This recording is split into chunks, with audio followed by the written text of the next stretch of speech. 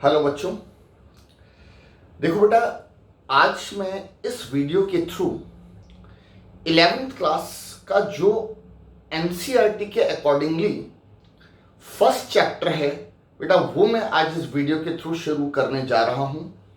हमारी एनसीईआरटी का जो फर्स्ट चैप्टर है वो बेटा क्या है, सेट्स।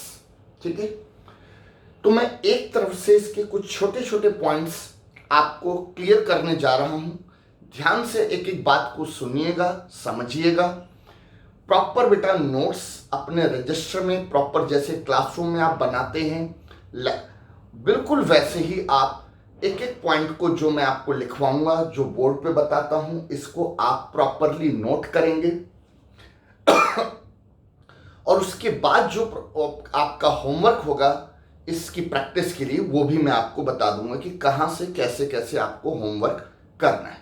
ठीक है, तो चलिए राइट फ्रॉम द बिगिनिंग हम इस चैप्टर की शुरुआत करते हैं। चैप्टर हमारा क्या है, sets, 11th class NCERT first chapter. Right, सुनिए, पहली बात ये निकल कर आती है कि जो सेट है ये होता क्या है। ठीक है, अभी मैं आपको प्रॉपर डेफिनेशन लिखवाऊंगा, बट अभी थोड़ा सा रुकिए, पहले आप मेरी बात को एक बार समझिए। देखिए बेटा, सेट एक कलेक्शन है, ऐसे ऑब्जेक्ट्स की कलेक्शन है जो किसी बिहेवियर में कॉमन है। क्या मतलब, मान लीजिए मैं आपसे बोलता हूं set of natural number less than and equal to 5। Set of natural number less than and equal to 5। आपको पता है बेटा, नेचुरल नंबर स्टार्ट फ्रॉम 1। जो काउंटिंग में नंबर आते हैं 1, 2, 3, ये सब नेचुरल नंबर होते हैं। आपको पता है, जब हम काउंटिंग करते हैं तो कभी ऐसे तो नहीं बोलते ना 1, 1.1, 1.2, यानी कि नेचुरल नंबर में डेसिमल्स नहीं आते, नेगेटिव्स नहीं आते, जीरो नहीं आते, स्टार्ट फ्रॉम 1। ठीक है, तो मैंने क्या बोला, मुझे सेट बनाना है, set of natural number less than and equal to 5। ऐसे बेटा कौन कौन से नेचुरल नंबर हैं, 1, 2, 3, 4, 5। These are what, natural numbers less than and equal to 5। ये लिखने के बाद इसको बेटा क्लोज करना है एक ब्रैकेट से, बट इस ब्रैकेट की इंपॉर्टेंस है। ऐसा नहीं कि आप कोई भी ब्रैकेट लगा दें, ये एक कैसा ब्रैकेट होता है, इसे आप बोलते हैं राउंड ब्रैकेट, इसे आप बोलते हैं square bracket. Right, but in दोनों से नहीं बेटा, इसको क्लोज करना है एक कर्ली ब्रैकेट से। कर्ली ब्रैकेट से जो क्लोज करते हैं तो इस अरेंजमेंट को हम बेटा सेट बोलते हैं। ठीक है, और जिस तरह से एक फैमिली है ये और उसके मेंबर होते हैं, ये बेटा एक फैमिली है, ये सारे के सारे इसके मेंबर हैं, and each of the member is known as element. या तो हम इसको बेटा हर मेंबर को एलिमेंट बोलेंगे, या फिर हम इसको ऑब्जेक्ट भी बोल सकते हैं, इधर एलिमेंट और ऑब्जेक्ट।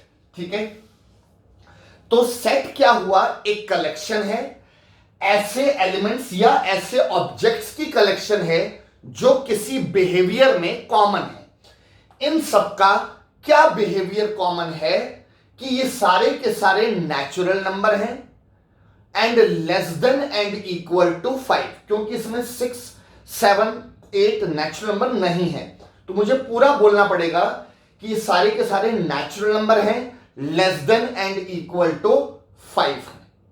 ठीक है, राइट, बट एक दो बातों पे बेटा और ध्यान देना कि अगर मैं प्रॉपर आपको डेफिनेशन लिखवाऊंगा सेट की, तो मेरा आपसे ये कहना है कि जो एलिमेंट्स हैं इनका एक कॉमन बिहेवियर तो होना ही चाहिए, प्लस उसके साथ साथ एक दो बातें और भी जरूरी हैं। राइट, जैसे कि ये सारे एलिमेंट्स डिफाइन होने चाहिए। राइट, डिफाइन का मतलब मुझे एग्जैक्टली पता हो ये क्या है, इनके बारे में पता हो। ठीक है, जैसे कि मैंने 1, 2, 3, 4, 5 लिखा और यहां पर कुछ भी इस तरह का मैंने लिख कर दिया। अब आप कहेंगे सर ये क्या है, ये तो पता ही नहीं ना ये क्या चीज लिखी हुई है। यानी कि सारी चीजें डिफाइन होनी चाहिए एग्जैक्टली, राइट। तो यानी कि एक तो इनका कॉमन बिहेवियर हो, दूसरी बात ये वेल डिफाइन हो, एग्जैक्टली पता हो कि ये क्या है, और तीसरी बात ये कि सारे एलिमेंट्स या ऑब्जेक्ट बेटा क्या होने चाहिए, डिस्टिंक्ट। हाँ जी बेटा, क्या होने चाहिए, डिस्टिंक्ट। डिस्टिंक्ट का मतलब अलग अलग होने चाहिए, डिफरेंट होने चाहिए, राइट। अभी मैंने बोला है सेट एक फैमिली है, ठीक है। तो किसी फैमिली में बेटा कोई दो सेम मेंबर नहीं होते। देखो किसी फैमिली में बेटा ट्विंस है, वो एक अलग सिचुएशन है। जनरली आपको पता है फैमिली में दो सेम मेंबर नहीं होते। तो ऐसे ही जितने एलिमेंट्स हैं ये सारे के सारे जरूरी हैं, डिस्टिंक्ट होने चाहिए। सेट में कोई भी दो एलिमेंट्स सेम नहीं हो सकते, ठीक है। तो अब अगर आप सारी बातों को मिलाएं तो क्या क्या निकल कर आया, कॉमन बिहेवियर होना चाहिए, वेल डिफाइन होने चाहिए, और साथ ही साथ डिस्टिंक्ट होना चाहिए। इस तरह की जो कलेक्शन है एलिमेंट्स की या ऑब्जेक्ट्स की, इसे हम क्या बोलते हैं, सेट बोलते हैं, ठीक है। तो चलिए बेटा मैं आपको एक डेफिनेशन लिखवाता हूं, पहले आप लिखिए, राइट। फर्स्ट पॉइंट, चैप्टर के हेडिंग आप डाल चुके हैं सेट्स, उसमें फर्स्ट पॉइंट लिखिए सेट। तो इसमें लिखिए set is the collection of, note करिए बेटा, set is the collection of well defined distinct objects, well defined distinct objects, comma, which are common in any kind of behavior, which are common in any kind of behavior। ठीक है बेटा, लिखने में थोड़ा सा लिख जरूर लेना, रजिस्टर में थोड़ा सा, मैं अगर आपको लगे कि फास्ट चल रहा है तो आप पॉज करके भी आराम से नोट वोट कर सकते हैं रजिस्टर में, ठीक है। तो सेट क्या हुआ, एक collection of well defined distinct objects which are common in any kind of behaviour. For example the set of natural number less than and equal to 5, the set of natural number less than and equal to 5 is, ये बेटा copy कर लीजिए, set of natural number less than and equal to 5, ये मैंने copy कर लिया, ठीक है। समझ आ गई बात। चलिए बेटा इसके नीचे एक एग्जांपल और कॉपी कीजिए, लिखिए। हाँ बेटा इसके नीचे एक और example, the set of the letters, English के लेटर्स होते हैं ना अल्फाबेट्स, ठीक है। The set of the letters used in the word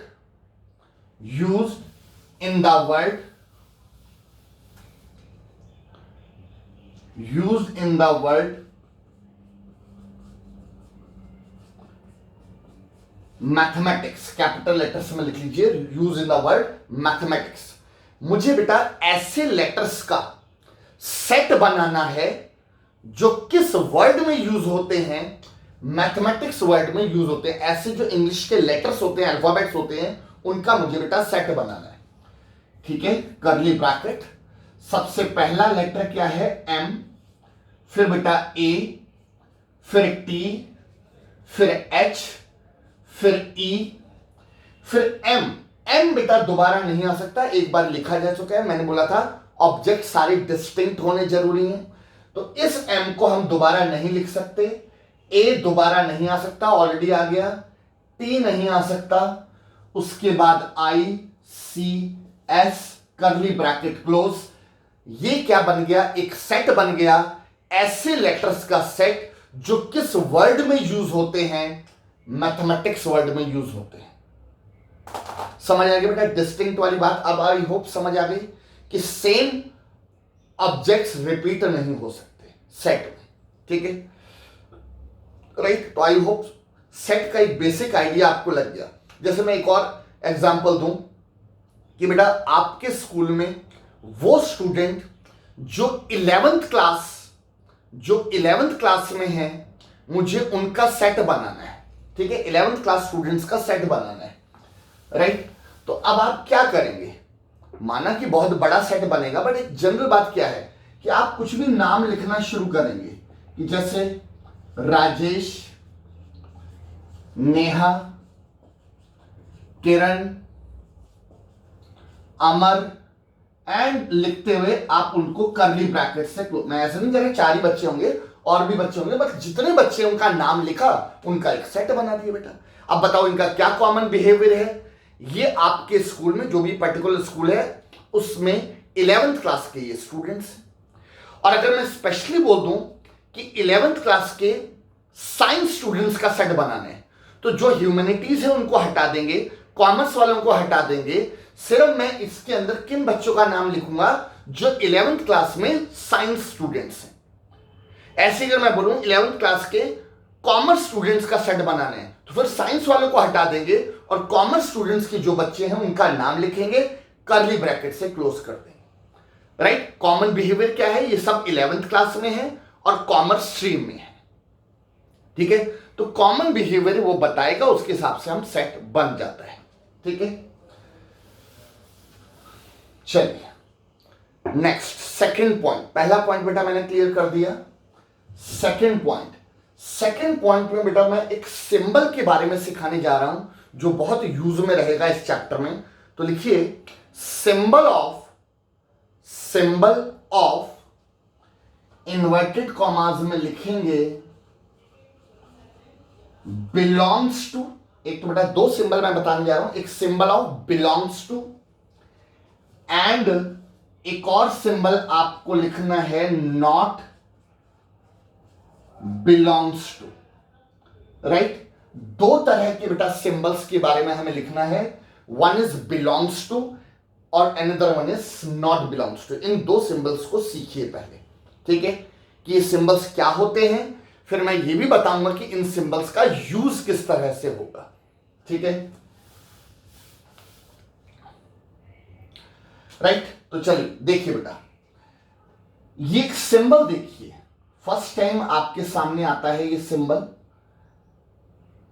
ऐसे ये राउंड है, बीच में ये इस तरह से आ रहा है। ठीक है, ई जैसा लग रहा होगा, ई एग्जैक्टली बिल्कुल नहीं है बेटा। ठीक है, ये ग्रीक लेटर है, जैसे हमारे इंग्लिश के लेटर्स होते हैं ना, ए बी सी डी, ये इंग्लिश लेटर्स होते हैं, ऐसे ही ग्रीक लेटर्स होते हैं, अल्फा, बीटा, गामा, डेल्टा, ये भी ग्रीक लेटर है। इसका एक्चुअल नाम तो होता है एप्सिलॉन। क्या नाम है बेटा? एप्सिलॉन। बट नाम की चिंता मत करना, नाम की जरूरत ही नहीं पड़ेगी, मैं तो बस बोल दिया, ठीक है, नाम की जरूरत नहीं पड़ेगी। तो आपको इसके नाम की बजाय इस सिंबल का नेचर पता होना चाहिए, और इस सिंबल का नेचर है बिलोंग्स टू। ठीक है, ये क्या नेचर बेटा इसका? Belongs to. और अगर इसी सिंबल को आप ऐसे कट कर देंगे तो ये सिंबल क्या बनता है? Not belongs to. ठीक है, तो ये 2 सिंबल्स याद रखिएगा, बड़े काम के सिंबल हैं। One is belongs to and another one is not belongs to.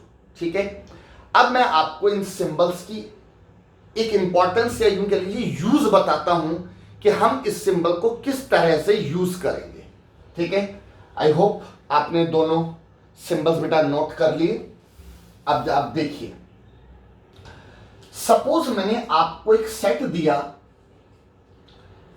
1 2 3 4 5 6, और किसी भी सेट को बेटा, अब ये भी पॉइंट समझने वाला है, किसी भी सेट को हम कुछ नाम दे सकते हैं, उसकी नेमिंग कर सकते हैं। और किसी सेट की अगर आपको नेमिंग करनी है तो किसी इंग्लिश कैपिटल अल्फाबेट से डिनोट करते हैं, कैपिटल लेटर। ठीक है, तो चलिए मैंने इसको नाम दे दिया ए। तो सपोज एक सेट है ए इक्वल टू दिस। ठीक है, अच्छा, अब मैं इसके नीचे एक स्टेटमेंट लिखता हूं कि element 4 belongs to set A. I hope पहली बात तो ये बताइए, ये बात ठीक है बेटा? ये रहा एलिमेंट 4, सेट ए को बिलोंग करता है। तो element 4 belongs to set A. मेरा बस आपसे ये कहना है कि बेटा इतनी लंबी बात को बोलने का एक जो शॉर्ट वे है वो क्या है, 4 बिलोंग्स टू ए। बताइए बेटा, ये एक स्टेटमेंट लिखी मैंने और इतनी लंबी बात को बोलने का शॉर्ट वे समझ आ गया कि 4 बिलोंग्स टू ए। ऐसे ही बेटा मैंने क्या लिखा कि element 7 not belongs to set A. बात भी ठीक है, 7 जो है उस सेट ए को बिलोंग नहीं कर रहा, तो बेटा इस बात को लिखने का तरीका 7 not belongs to A, right. तो आई होप कि आपको थोड़ा बहुत आइडिया लग गया कि इस सिंबल का बिलोंग्स टू या नॉट बिलोंग्स टू का किस तरह से यूज होना है इस चैप्टर में, ठीक है। नोट कर लीजिएगा, आई होप कि आपने नोट कर लिया है, नहीं तो बेटा इसको साथ साथ नोट जरूर करते रहिए कि जिससे कि बाद में जब आप अपना रजिस्टर देखें, रिवाइज करें तो चीजें आपको याद आ जाएं, समझ आ जाएं, ठीक है। क्योंकि चाहे वीडियो में जितना भी एक्सप्लेनेशन हो, रजिस्टर में नोट करना बहुत जरूरी होता है। बार बार हर चीज के लिए वीडियो नहीं खोल के देखा जाएगा, रजिस्टर में लिखा होगा तो क्लियरिटी बेटा ज्यादा आती है जब आप उसे नोट करेंगे, ठीक है।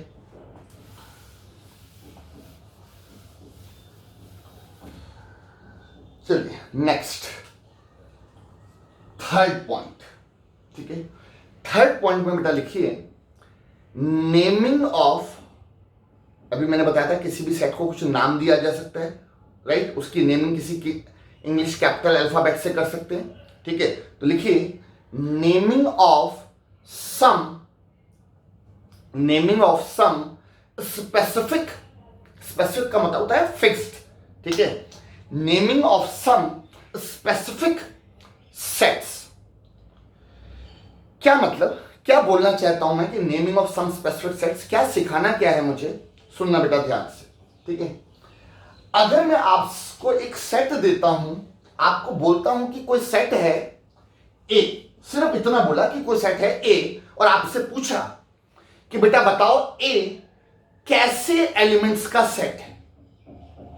ए, मैंने बस ए दिया और बोला कि कोई सेट ए है, बताओ ये ए कैसे एलिमेंट्स का सेट है। आप कहेंगे सर आपने कुछ लिखा ही नहीं, हम कैसे बताएं कि ए कैसे एलिमेंट का सेट है। बिल्कुल ठीक है बेटा, नहीं बता सकते, बट कुछ सेट ऐसे हैं जिनकी नेमिंग इतनी फिक्स्ड है कि अगर वो लिखा जाए तो बेटा ये आप बता देंगे। मतलब आज तो आप सीखोगे, बट इन फ्यूचर की बात कर रहा हूं कि अच्छा ये आप बता दोगे कि ये ऐसे एलिमेंट्स का सेट है, उन एलिमेंट्स का नेचर आप बता देंगे, ठीक है। तो ऐसे कौन से सेट हैं जिनकी नेमिंग फिक्स्ड है, वो मैं बेटा एक एक करके आपको सिखाने जा रहा हूं, तो सुनिएगा जरा ध्यान से। थर्ड पॉइंट में फर्स्ट पॉइंट, ठीक है, थर्ड पॉइंट चल रहा है, उसके अंदर कुछ सब पॉइंट्स है। तो सबसे पहले नंबर 1 पे लिखिए set of all natural numbers. I hope आप सबको पता है नेचुरल नंबर क्या होते हैं, स्टार्ट फ्रॉम 1, काउंटिंग नंबर, जो काउंटिंग वाले नंबर होते हैं 1 2 3 4 5 चलता जा रहा है, ठीक है। तो set of all natural numbers को डिनोट करते हैं बेटा कैसे, कैपिटल एन, ठीक है, कैपिटल एन। तो कैपिटल एन आप देखें तो फिर उसे ये बताने की जरूरत नहीं कि ये कैसा सेट है। कैपिटल एन देखते ही आपको समझ आ जाना चाहिए कि ये क्या है, set of all natural numbers.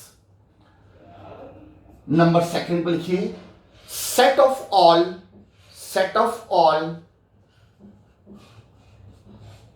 Whole numbers, right. ये बेटा छोटी क्लासेस के बेसिक्स हैं। Set of all whole numbers, whole numbers में क्या होता है, जितने नेचुरल नंबर हैं वो तो रहते हैं, उनके साथ जीरो को भी इंक्लूड कर दें, नेचुरल नंबर के साथ जीरो को भी इंक्लूड कर दें तो वो होल नंबर बनता है। और set of all whole numbers is denoted by W, set of all whole numbers denoted by, बेटा कैसे डिनोट करते हैं, कैपिटल लेटर में W। Number third, set of all integers, ठीक है। इंटीजर्स बेटा याद दिला दूं, जितने नेचुरल नंबर्स होते हैं विद देयर नेगेटिव्स, यानी कि जैसे 1 2 3, ऐसे -1 -2 -3, तो all natural number with their negatives including zero, ये सारा क्या होता है, इंटीजर्स होता है। इस बात का ध्यान रखिएगा, इंटीजर्स में डेसिमल्स इंक्लूड नहीं होते, फ्रैक्शंस इंक्लूड नहीं होते, इररेशनल नंबर √2 √3 ये इंक्लूड नहीं होते। मैंने बोला ना natural number with their negatives, ठीक है, इंक्लूडिंग जीरो क्या कहलाता है, सेट ऑफ इंटीजर्स, और set of all integers denoted by Z, ठीक है। Number 4, set of all rational numbers, आपने पढ़ा होगा रैशनल इररेशनल, तो रैशनल नंबर क्या होता है, P/Q की फॉर्म में होता है, where Q not equal to 0, फिर बहुत ही कॉमन डेफिनेशन है, P और Q इंटीजर्स होते हैं, P/Q की फॉर्म में होता है, P और Q क्या होते हैं बेटा, इंटीजर्स, बट Q जो डिनोमिनेटर है वो 0 नहीं होना चाहिए, तो इसे बोलते हैं set of all rational number. Set of all rational number denoted by Q से डिनोट करेंगे। Number 5, set of all real numbers, हाँ जी, सेट ऑफ ऑल क्या बोला बेटा मैंने, रियल नंबर्स, ठीक है। Set of all real numbers denoted by capital R। Real number में बेटा सब कुछ इंक्लूड हो जाता है, positive number, negative number, decimals, fraction, 0 √2 √3, each and everything, सारे नंबर्स किस में इंक्लूड हो जाते हैं, रियल नंबर्स में, ठीक है। तो बेटा आने वाले टाइम में कोई और भी सिंबल होगा तो मैं बताऊंगा आपको, बट इनिशियली मैं आपको ये सजेस्ट करूंगा कि ये 5 सिंबल्स, ठीक है, जो सेट के जो सिंबल्स हैं इनको डायरेक्ट आप लर्न कर लीजिए। मतलब ये कुछ ऐसे सेट की नेमिंग है कि जो अगर वो लिखे तो फिर उसे बोलना ना पड़े ये कैसा सेट है, देखते समझ आ जाए कि अच्छा ये अल्फाबेट है, ये तो ऐसा सेट है। तो इन 5 को अच्छी तरह से लर्न कर लीजिएगा, ठीक है, राइट। तो बताइए बेटा, थर्ड पॉइंट समझ आ गया, naming of some specific sets. Fourth point लिखिए, रिप्रेजेंटेशन ऑफ सेट्स का रिप्रेजेंटेशन, ठीक है। लिखो बेटा इसमें, there are two methods to represent any set. Number 1, roster form. Number 1 क्या है बेटा, roster form. Number 2 is set builder form. Set को रिप्रेजेंट करने के, किसी भी सेट को रिप्रेजेंट करने के हमारे पास बेटा 2 मेथड होते हैं, one is roster form and another one is set builder form. Right, clear है। अच्छा, अब क्या है थोड़ा सा एक्सप्लेन करता हूं। तो इसके नीचे लिखिए सपोज, हाँ जी बेटा इसके नीचे लिखना शुरू कीजिए। Suppose we want to write down the set of natural numbers less than and equal to 6, the set of natural number less than and equal to 6, then its roster form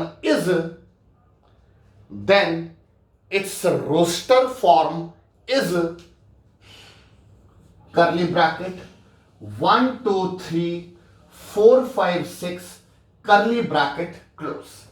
तो कहता है कि अगर मुझे set of natural number less than and equal to 6 बनाना है तो ये इसकी बेटा कौन सी फॉर्म कहलाती है? Roster form. ठीक है, इसका मतलब ये निकला कि आज जहां से मैंने आपको सेट पढ़ाना शुरू किया, जब सेट का एक एग्जाम्पल दिया सबसे पहला, तो मैंने शुरुआत रोस्टर फॉर्म से ही की थी। तो आई होप रोस्टर फॉर्म का तो आइडिया लग गया कि ये जो तरीका है ये है roster form.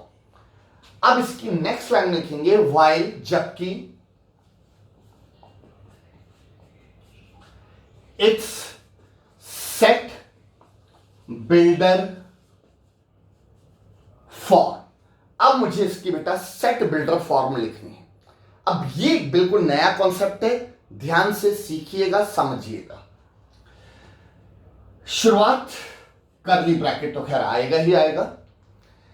Set builder form में बेटा हम क्या करते हैं, सबसे पहले हम एक अल्फाबेट ले लेते हैं एक्स, स्मॉल लेटर ले लीजिएगा, स्मॉल एक्स। ठीक है, फिर आप डालेंगे कॉलन। अब पहली बात तो आपको बता दूं कि नॉट नेसेसरी कि एक्स ही लेना है, आप बेटा वाई ले सकते हैं, आप बेटा टी ले सकते हैं, स्मॉल लेटर लेना है। ठीक है, x, small y, small t, small r, whatever, कुछ भी। ठीक है, चलिए मैंने एक्स ले लिया। ये एक्स बेटा किसे रिप्रेजेंट कर रहा है? ईच ऑफ द एलिमेंट, चाहे वो 1 हो, चाहे 2 हो, चाहे 3 4 5 6, each of the element is denoted by x. जैसे हम छोटी क्लास में नहीं करते थे, let the age of father be x. अब मैंने फादर की एज को एक्स मान लिया, तो वैसे ही मैंने यहां पे ईच ऑफ द एलिमेंट को एक्स मान लिया। ठीक है, अब मैं इस एक्स के बारे में बताऊंगा। भाई मैंने मान लिया, ये तो मन में सोचा, बट लिखना तो पड़ेगा। अब जैसे आप करते हो कि let the age of father be x, जब ये सोचते हो तो उसे ऑन पेपर लिखते भी तो हो, ये थोड़े मन में सोच लिया हाँ let the age of father be x. Check करने वाले को क्या समझ आएगा आपने क्या लेट किया है? तो वैसे ही एक्स, आपने एक एलिमेंट, इन सारे एलिमेंट्स को एक्स मान लिया, तो अब आप बताएंगे कि एक्स आप किसे मान रहे हैं। ठीक है, तो इस वक्त एक्स क्या रिप्रेजेंट कर रहा है? तो x is the natural number. ये जितने भी एलिमेंट्स हैं ये इस वक्त क्या हैं? नेचुरल नंबर है। अगर मैंने इन एलिमेंट्स को एक्स मान लिया तो मुझे ये बताना पड़ेगा कि ये एक्स इस वक्त सारे के सारे क्या हैं? नेचुरल नंबर्स हैं। ठीक है, इनकी क्वालिटी बतानी पड़ेगी।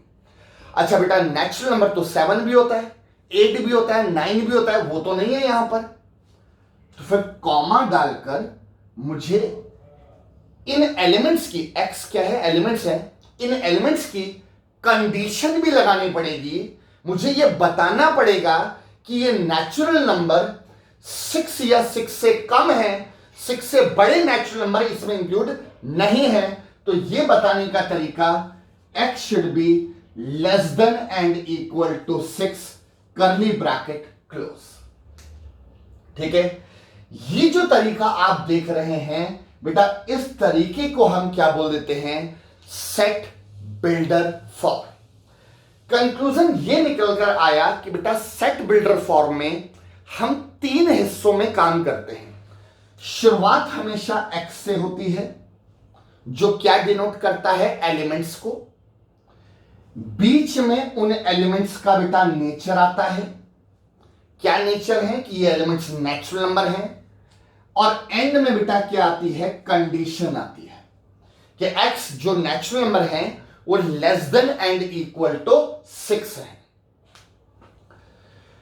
ठीक है, तो सेट बिल्डर फॉर्म के बेटा 3 सेक्शन समझ आ गए। शुरुआत हमेशा x से, बीच में उन x का नेचर क्या है, वो एलिमेंट्स, x क्या है? एलिमेंट्स, बीच में उन एलिमेंट्स का नेचर, और एंड में उन एलिमेंट्स की कंडीशन। ठीक है, अच्छा अब बेटा ये जो सेट बिल्डर फॉर्म है, इसे लिखने का एक तरीका और भी हो सकता है। ठीक है, रोस्टर को मैं हटा देता हूं, क्योंकि रोस्टर तो आप समझ गए हैं, मैं अभी सेट बिल्डर फॉर्म की बात कर रहा हूं। एक तो ये तरीका जैसे मैंने लिखा, एक तरीका और देख लो, माइंड में रखो जो भी तरीके हैं। एग्जाम में, होमवर्क में कौन से तरीके से कर रहे हैं वो आपका डिसीजन है, उसमें कोई प्रॉब्लम नहीं है, बट सीखो दोनों तरीके, राइट। तो इसी को जरा देखिए और करके मैं क्या लिख रहा हूं, शुरुआत तो बेटा एक्स से होगी। ये वाले जो बीच वाली चीज है ना कि x is a natural number, इसको ऐसे लिखने की बजाय मैं बेटा कैसे लिख सकता हूं, एक्स बिलोंग्स टू कैपिटल। आप बताइए, एक्स एलिमेंट्स हैं और ये एलिमेंट्स क्या हैं, किसको बिलोंग कर रहे हैं, कैपिटल एन। और अभी आपको सिखाया है कि कैपिटल एन क्या होता है, नेचुरल नंबर्स होते हैं, राइट। तो ये बेटा नेचुरल नंबर आ गया, और उसके बाद condition x less than and equal to 6, this is the condition, ठीक है। तो कंडीशन एज इट इज, ये एज इट इज, बीच वाली बात को लिखने का ये तरीका हो गया। तो सीखना दोनों है, चाहे ये। जब आप किसी क्वेश्चन में करना है तो आपकी मर्जी होगी, किसी से भी कर सकते हैं, ठीक है। आई होप कि सेट के रिप्रेजेंटेशन के जो दो तरीके हैं, रोस्टर और सेट बिल्डर, इसका थोड़ा बहुत तो आइडिया लग गया आपको, ठीक है। चलिए बेटा अगला पॉइंट, अब तक हमारे 4 पॉइंट्स हो चुके हैं। 5th पॉइंट की बेटा हेडिंग डालिए, कन्वर्जन। नाम से देखो बेटा पता लग रहा है, कन्वर्जन का मतलब कन्वर्ट करना, ठीक है। रोस्टर फॉर्म देकर सेट बिल्डर फॉर्म मांग सकता है, या सेट बिल्डर फॉर्म देकर रोस्टर मांग सकता है। आपको दोनों तरह के कन्वर्जन्स आने चाहिए।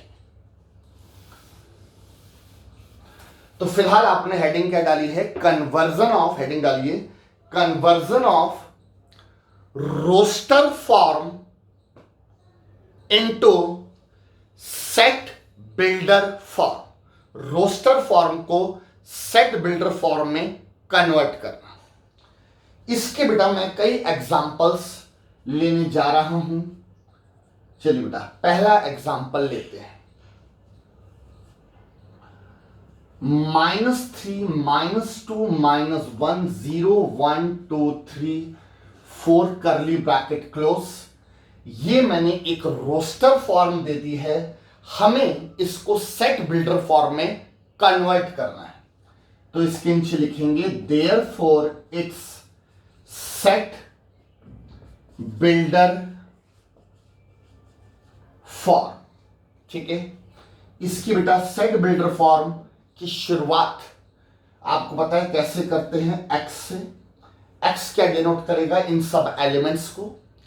अब मैं इन एलिमेंट्स का नेचर बताऊंगा, आप ध्यान से इसको देखिए, और उम्मीद है शायद आपको समझ आ गया होगा कि ये सब इनका नेचर क्या है। ये सब बेटा इंटीजर हैं, ये क्या है, सारे इंटीजर्स हैं। तो क्या लिखूंगा कि x इज एन इंटीजर, ठीक है। अब आपको पता है कि बेटा ये जो 4 के आगे भी बहुत सारे इंटीजर होते हैं, 5 6 7, वो तो यहां नहीं है। और ऐसे ही -3 के बैक साइड में भी बहुत सारे इंटीजर होते हैं। -3 के बैक साइड में -4 -5 -6 -7, ये सब इंटीजर हैं जो कि इसमें नहीं है। तो मुझे कंडीशन लगानी पड़ेगी। तो मैं कंडीशन कैसे लगाऊंगा कि -3 less than and equal to x less than and equal to 4 curly bracket close. In elements को बेटा मैंने x मान लिया। x क्या है, इंटीजर हैं। x क्या है बेटा, ये सारे इंटीजर हैं। और इन इंटीजर की क्या कंडीशन है, -3 या उससे ग्रेटर हैं, बेटा -3 या उससे बड़े हैं, but less than and equal to 4 है। दिस इज व्हाट, ये रोस्टर से क्या बना दिया आपने, सेट बिल्डर फॉर्म, ठीक है। चलिए बेटा अगला एग्जाम्पल। अच्छा चलो, इसी में बेटा आपके कई लोगों के स्टूडेंट्स के माइंड में आ रहा होगा, मैं लिख भी देता हूं। इसी को लिखने का एक दूसरा तरीका, x colon, x is an integer, इसको लिखेंगे x बिलोंग्स टू z। ठीक है। बाकी बेटा कंडीशन में कोई चेंज नहीं, condition as it is copy हो जाएगी, तो चाहे ये, ठीक है।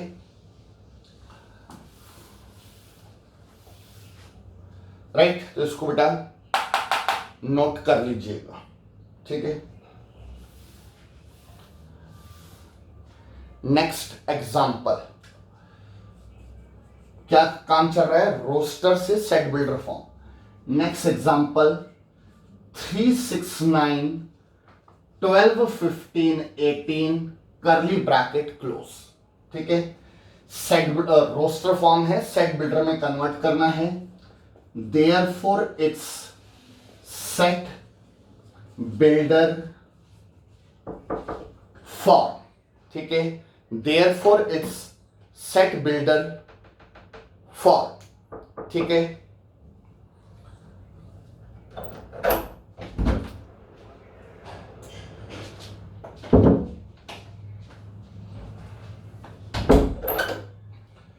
राइट, हाँ जी बेटा, therefore it's set builder form. चलिए शुरुआत करते हैं। सेट बिल्डर फॉर्म की बेटा शुरुआत किससे करेंगे, एक्स से। हाँ जी बेटा, किससे शुरुआत करेंगे, एक्स कॉलन, हाँ जी, हर एलिमेंट को मैंने एक्स मान लिया। अब आप ध्यान से बेटा इसका नेचर देखिए। पहली बात, नेचुरल नंबर है, बिल्कुल ठीक है, बट इस बार अगर आपने नोटिस करें, जैसे नेचुरल नंबर 1 नहीं है, 2 नहीं है इसमें, तो ये नेचुरल नंबर होने के साथ साथ एक और खासियत है, ये सब 3 के मल्टीपल्स हैं। ध्यान से समझना बेटा, ये सब 3 के मल्टीपल्स हैं। तो मैं क्या लिखूंगा कि x is natural number multiple of 3। Natural number भी है, मल्टीपल ऑफ 3 भी है, ठीक है, कॉमा। अब बेटा कंडीशन, आपको पता है मल्टीपल ऑफ 3 तो 21 भी होता है, 18 के बाद 21, 24, 27, वो तो यहां पे नहीं है ना, वो तो यहां नहीं है, तो फिर मुझे कंडीशन भी तो लगानी पड़ेगी। तो मैं क्या कंडीशन लगाऊंगा कि x should be less than and equal to 18, ठीक है। ध्यान से देखो बेटा, इन एलिमेंट्स को मैंने x मान लिया। क्या खासियत है इनकी, ये नेचुरल नंबर है, मल्टीपल ऑफ 3 है, ठीक है। राइट, मल्टीपल ऑफ 3 तो बहुत सारे होते हैं, तो मुझे कंडीशन लगानी पड़ेगी, x should be less than and equal to 18। अब किसी स्टूडेंट के माइंड में आता है कि सर आप बोल रहे हो x less than equal to 18, तो less than and equal to 18 तो 17 भी होता है, 16 भी होता है, वो तो नहीं है यहां पर। और आपकी इस बात का मतलब तो ये निकलता है कि 17 और 16 भी इंक्लूड है। नहीं बेटा, मैंने ये वाली बात भी तो लिखी हुई है कि वो मल्टीपल ऑफ 3 भी होने चाहिए, जबकि 16, 17 3 के मल्टीपल्स नहीं होते। तो सारी बातें मीनिंगफुल है। यहां पर एलिमेंट्स x हैं, क्या है, वो नेचुरल नंबर है, मल्टीपल ऑफ 3 है, और साथ ही साथ मल्टीपल ऑफ 3 बहुत सारे होते हैं, तो ये कंडीशन भी लगा दी, ठीक है। इसी को लिखने का और एक दूसरा तरीका, ये एक बेटा नया तरीका है, जरा ध्यान से इसको समझिएगा, बड़ा काम में आने वाला तरीका है, जरा सुनिएगा ध्यान से, और एक बिल्कुल नई चीज आप सीखने जा रहे हैं।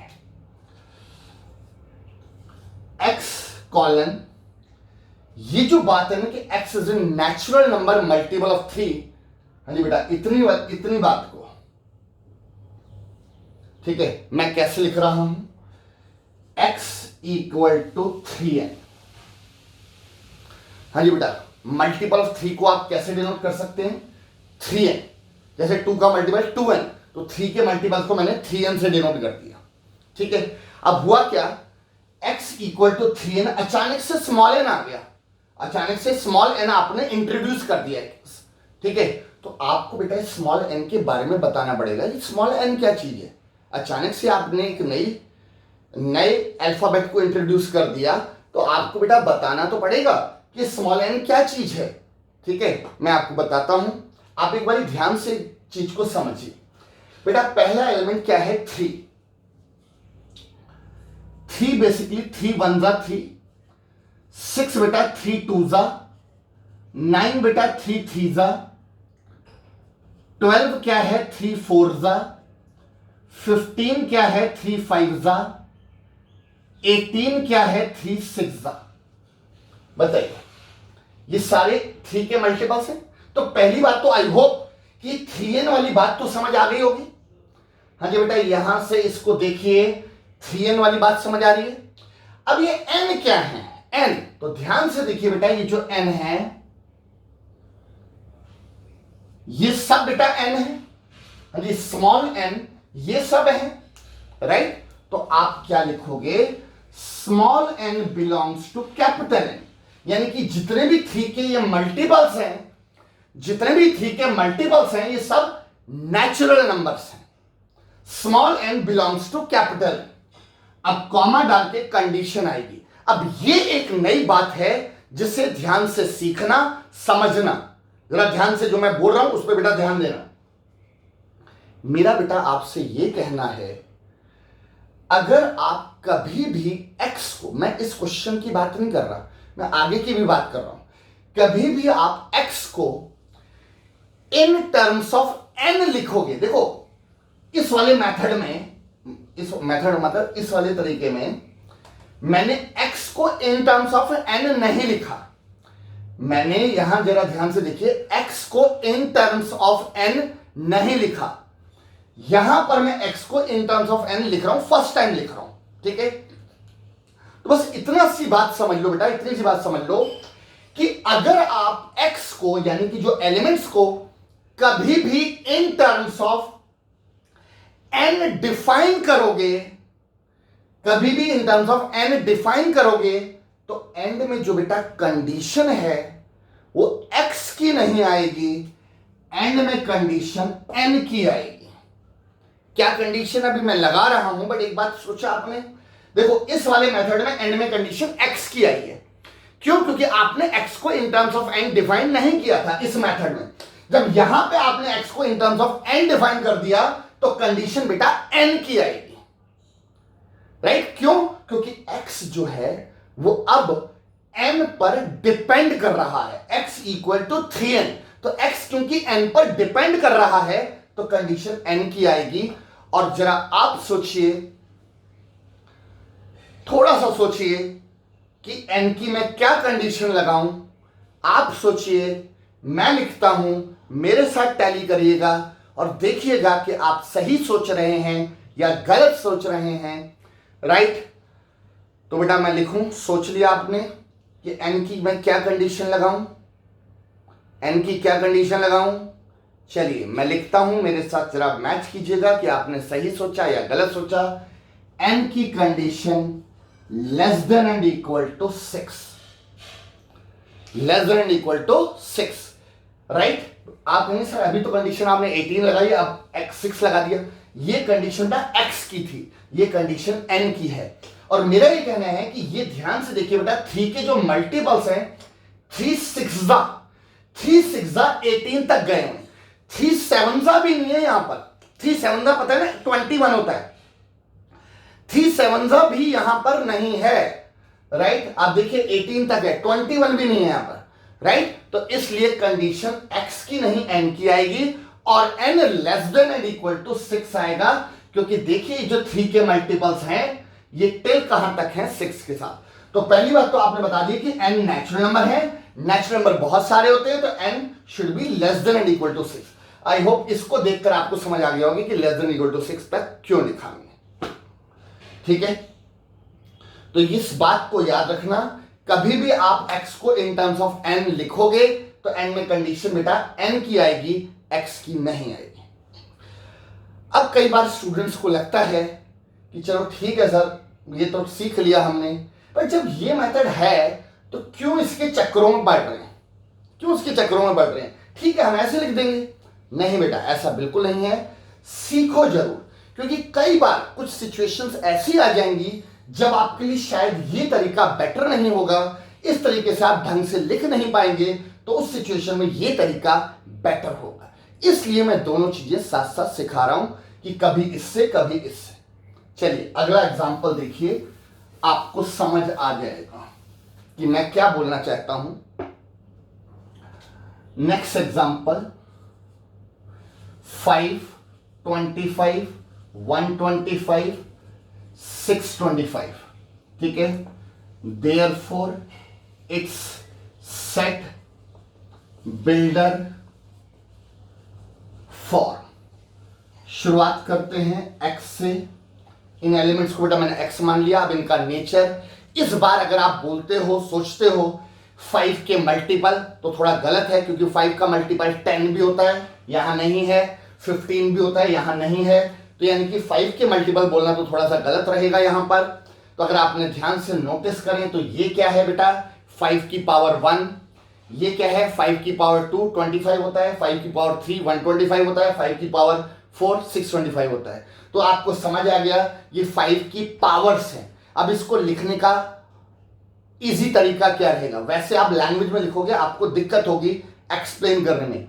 बेस्ट तरीका क्या है कि x इक्वल टू क्या लिखोगे, 5 टू द पावर n। हाँ जी, सारे एलिमेंट क्या है, 5 की पावर n में है। और ये n क्या है, small n belongs to capital n। Small n इस वक्त नेचुरल नंबर है, और क्योंकि आपने x को इन टर्म्स ऑफ n लिखा तो कंडीशन भी एंड में n की आएगी। और अब आप समझ गए होंगे कि एंड में condition less than and equal to 4 आएगी। क्यों 4 आएगी, क्योंकि आप 625 मतलब 5 की पावर 4 तक गए हो, तो n should be less than equal to 4। ठीक है, समझ आ गई बेटा। चलिए नेक्स्ट एग्जांपल 149 16 25 36 49 64 81। इसकी मुझे बेटा क्या लिखनी है, सेट बिल्डर फॉर। तो therefore it's set builder for. तरीका देखिए बेटा, शुरुआत x से। इन सारे एलिमेंट्स को मैंने x मान लिया। अब इनके बारे में स्टडी करो। आपको पता बेटा ये 1 क्या है, 1 का स्क्वायर, 4 का मतलब 2 का स्क्वायर, 3 मतलब 9 मतलब 3 का स्क्वायर, 16 मतलब 4 का स्क्वायर, ये 5 का, ये 6 का, ये 7 का, ये 8 का, ये 9 का। तो कैसे लिखेंगे, x इक्वल टू n का square. n belongs to capital N natural number, और साथ ही साथ बता देंगे n should be less than and equal to 9, right. क्योंकि बेटा 9 का स्क्वायर, 9 के स्क्वायर 81 तक आप गए हैं। तो आई होप ये तरीका समझ आ रहा है। तो ये आपको मैंने क्या सिखाया, एक आइडिया दिया बेटा। होमवर्क तो आपको करना पड़ेगा और क्लियरिटी तभी आएगी, बट एक चीज का आइडिया दे दिया कि how to convert roster form into set builder form. ठीक है, नेक्स्ट पॉइंट की बेटा हेडिंग डालिए, हमारे लिए 6th पॉइंट है ये। नेक्स्ट पॉइंट की हेडिंग डालिए, conversion of set builder form into roster form. उल्टा इसका, conversion of set builder form into roster form. ठीक है, चलिए बेटा इसका एग्जाम्पल लेते हैं। x colon x belongs to z, integer बता दिया। कंडीशन लगा दी इसमें -4 less than and equal to x less than 3 curly bracket close. This is what set builder form, therefore it's roster form. हाँ जी बेटा, इसकी रोस्टर फॉर्म देखिए क्या होगी। पहली बात तो बेटा उसने बता दिया कि ये सब इंटीजर्स हैं, राइट, और इंटीजर्स की उसने कंडीशन लगा दी। ठीक है, तो अब आप देखिए इस कंडीशन से पता लग रहा है कि आप शुरुआत कहां से करेंगे, -4 से। नीचे वाली ये लाइन देख रहे हैं ना, आप सबको पता है इस लाइन का मतलब x जो है -4 के इक्वल भी है, यानी कि जो एलिमेंट है वो -4 भी हो सकते हैं। तो -4, अब -4 या उससे बड़ा इंटीजर, तो -4 से बड़ा इंटीजर -3 -2 -1 0 1 2। अब बात आती है 3 को लेना है या नहीं लेना। ध्यान से देखिए बेटा, x लेस देन 3 है, less than and equal to 3 नहीं है। अगर लेस देन 3 है तो 3 इंक्लूड नहीं कर सकते, करली ब्रैकेट क्लोज कर देंगे। This is what set builder से रोस्टर फॉर्म आ गई। ठीक है,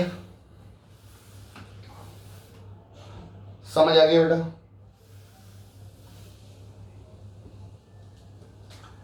next example, x colon x is the roots of x square minus 5x plus 6 equal to 0 करली ब्रैकेट क्लोज। ठीक है, क्या मतलब, क्या बोलना चाहता है? x एलिमेंट्स हैं, वो एलिमेंट्स क्या है? रूट्स हैं। रूट्स 10th क्लास आई होप आपको याद आ रहा होगा, क्वाड्रेटिक इक्वेशन के चैप्टर। रूट्स का मतलब सॉल्यूशन। किसके सॉल्यूशन है? इस क्वाड्रेटिक इक्वेशन के सॉल्यूशंस हैं। यानी कि जो x एलिमेंट्स हैं वो एलिमेंट्स इस क्वाड्रेटिक इक्वेशन के रूट्स हैं। रूट्स का मतलब सॉल्यूशन। ठीक है, तो बेटा मुझे इसकी क्या लिखनी है? Roster form. ठीक है, तो कई बार क्या होता है कि सेट बिल्डर से रोस्टर फॉर्म में लिखने के लिए कुछ कैलकुलेशंस करनी पड़ती हैं, थोड़ा सा साइड वर्क। अब साइड वर्क देखिए, x square minus 5x plus 6 equal to 0, ये क्वाड्रेटिक इक्वेशन है। आई होप आपको इसकी मिडिल टर्म स्प्लिट करके रूट्स निकालना आता है। किसी और मेथड से रूट निकालना आपको ज़्यादा कंफर्टेबल लगता है, उससे कर सकते हैं। मैं फिलहाल स्प्लिटिंग मिडिल टर्म से कर रहा हूं। तो x square minus 3x minus 2x plus 6, पहले दो में x कॉमन तो x माइनस 3, इसमें माइनस 2 कॉमन तो x माइनस 3, इन दोनों में x माइनस 3 कॉमन तो x माइनस 2, फिर इधर x माइनस 3 इक्वल टू 0 और x minus 2 equal to 0, x equal to 3 और x इक्वल टू 2। ये जो बेटा 2 और 3 निकला है, दीज आर व्हाट? रूट्स। ये क्या है? इसके रूट्स हैं। तो देयरफॉर इट्स रोस्टर फॉर्म। तो इसकी रोस्टर फॉर्म बेटा करली ब्रैकेट में 2 और 3, ये किस किस को लिखा? जो रूट्स हैं 2 और 3 को लिखा, करली ब्रैकेट क्लोज कर दिया। तो ये इस सेट बिल्डर फॉर्म की रोस्टर फॉर्म आ गई। तो सीखने वाली बात यह है कि कई बार सेट बिल्डर फॉर्म से रोस्टर फॉर्म लिखने के लिए हमें थोड़ा सा साइड में इस तरह की कैलकुलेशन करनी पड़ सकती है। ठीक है, राइट, नोट कर लीजिएगा बेटा इसको।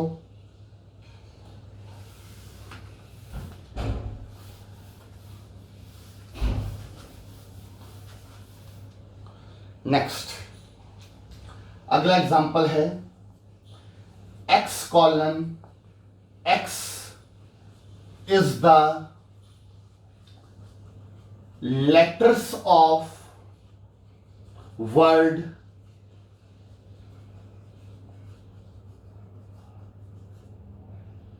इलाहाबाद, करली ब्रैकेट क्लोज। इलाहाबाद एक वर्ड दे दिया, राइट, और कहता है x जो उसके एलिमेंट्स हैं उस इलाहाबाद वर्ड के लेटर्स का सेट है, right, is the letters of the word Allahabad. ठीक है, तो देयरफॉर इट्स रोस्टर फॉर्म। इसकी बेटा रोस्टर फॉर्म क्या बनेगी? ए एल, एक और एल दोबारा नहीं आएगा, ए दोबारा नहीं आएगा, फिर एच आएगा, फिर बी आएगा, फिर डी आएगा, करली ब्रैकेट क्लोज, राइट। तो इलाहाबाद वर्ड के लेटर्स का जो सेट बनाना है उसकी रोस्टर फॉर्म जाएगी। यानी कि इस वही वाला कॉन्सेप्ट कि जब आप कोई सेट बनाएं तो उसमें लेटर्स जो एलिमेंट्स है वो रिपीट नहीं होते।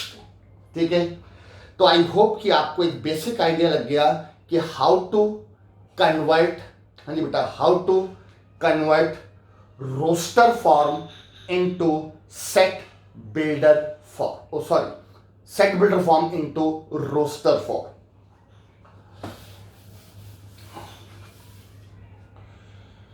ठीक है, राइट, क्लियर है। चलिए एक एग्जांपल और ले लेता हूं। x colon x belongs to बेटा z इंटीजर और कंडीशन लगा दी कि x square less than and equals to 25। हमें बेटा ऐसे एलिमेंट का सेट बनाना है जिनका स्क्वायर 25 या उससे लेस हो, और वो एलिमेंट्स क्या होने चाहिए, इंटीजर्स होने चाहिए। ठीक है, तो अब सोचिए ऐसे इंटीजर्स का सेट बनाना है जिनका स्क्वायर 25 या उससे छोटा है। अगर आप ध्यान से सोचें तो -5, बेटा -5 भी इंटीजर है, ध्यान रखना, और -5 का स्क्वायर 25 होता है, इस कंडीशन को फुलफिल कर रहा है। ऐसे बेटा -4, -3, -2, -1, 0, 0 भी इंटीजर है और उसका स्क्वायर इस कंडीशन को फुलफिल करता है। 1 2 3 4 5 करली ब्रैकेट क्लोज, क्योंकि 5 से आगे इंटीजर जाऊंगा 6, उसका स्क्वायर 36, इसको सेटिस्फाई नहीं करेगा। -5 के बैक साइड में जाऊंगा तो -6, उसका स्क्वायर भी 36 होता है, जो इसको सेटिस्फाई नहीं करेगा। तो ये इस सेट बिल्डर फॉर्म की रोस्टर फॉर्म। ठीक है, तो ये मैंने बेटा आपका एक टॉपिक खत्म किया। जितना भी आज इस वीडियो क्लास में सिखाया, इसको अच्छी तरह से प्रॉपर जो आपने नोट्स बनाए हैं इनको पहले आपको रिवाइज करना है। पहले बेटा रिवाइज करना है, जो चीजें लर्न करने वाली हैं वो लर्न करनी है, और उसके बाद इससे रिलेटेड बेटा आपको होमवर्क करना है। होमवर्क एक बार आप नोट कर लीजिए। आपकी जो एनसीईआरटी बुक है उसकी आपको 1.1 एक्सरसाइज करनी है बेटा होमवर्क में, 1.1, और साथ ही साथ मैं आप लोगों को एक असाइनमेंट भी बेटा प्रोवाइड कर दूंगा। ठीक है, वो असाइनमेंट मुझे आप व्हाट्सएप करके उसकी पीडीएफ कॉपी ले सकते हैं एडिशनल प्रैक्टिस के लिए। एनसीईआरटी ठीक है पर सफिशिएंट नहीं है, राइट। आपको थोड़े से अपर लेवल के क्वेश्चंस करने पड़ेंगे, और वो अपर लेवल के क्वेश्चन मेरे असाइनमेंट में होंगे। असाइनमेंट मैं आपको पीडीएफ कॉपी व्हाट्सएप के थ्रू प्रोवाइड कर दूंगा। मुझे बस एक असाइनमेंट के रिगार्डिंग व्हाट्सएप कर दीजिएगा कि सर आप असाइनमेंट भेज दीजिए। ठीक है, और असाइनमेंट से आपका होमवर्क क्या बनेगा, टाइप 1। मेरे असाइनमेंट में आप देखेंगे टाइप 1, टाइप 2, टाइप 3 ऐसे टाइप्स बनी हुई हैं, तो उस असाइनमेंट से टाइप 1 आपको होमवर्क करना बनता है। तो पहले आप एनसीईआरटी लेवल करिएगा, फिर मेरे असाइनमेंट पे जाइएगा। ये आज की पढ़ाई हुई जितनी भी बातें हैं वो अच्छी तरह से आपको रिवाइज हो जाएंगी। तो जरूर इस होमवर्क को बेटा कर लीजिएगा, और जो डाउट होगा वो आप मुझे बता सकते हैं। चलिए बेटा, इस क्लास को आज हम यही वाइंड अप करते हैं। अगली क्लास में हम सेट के बारे में अगले टॉपिक्स को और स्टडी करेंगे और इससे आगे और प्रोसीड करेंगे। ठीक है बेटा, तो इस क्लास को वाइंड अप करते हैं। थैंक यू बेटा।